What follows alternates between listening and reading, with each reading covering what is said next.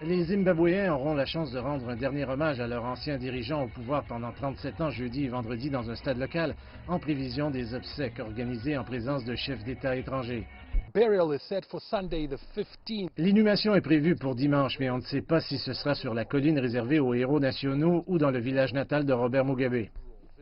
Des consultations sont en cours entre le gouvernement et la famille Mugabe concernant l'endroit où il sera porté à son dernier repos, un lieu extrêmement important compte tenu de la manière dont il a été contraint de quitter le pouvoir.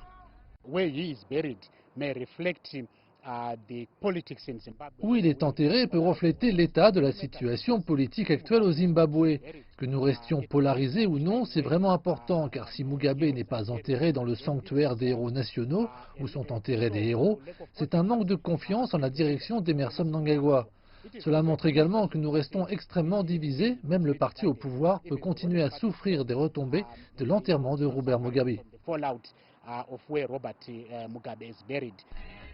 Mais malgré le bras de fer sur son statut de héros, la mort de l'ancien dirigeant emblématique du mouvement de libération qui a amené un rare accord entre le parti au pouvoir et la principale opposition pourrait être l'occasion de commencer à guérir certains des maux qui ont caractérisé les dernières années de son règne.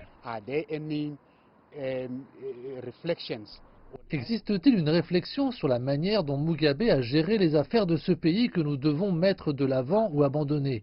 Donc pour moi, la disparition de Mugabe est l'occasion d'une réflexion nationale beaucoup plus large sur l'orientation de ce pays, mais également une occasion d'enterrer les problèmes qui nous ont divisés.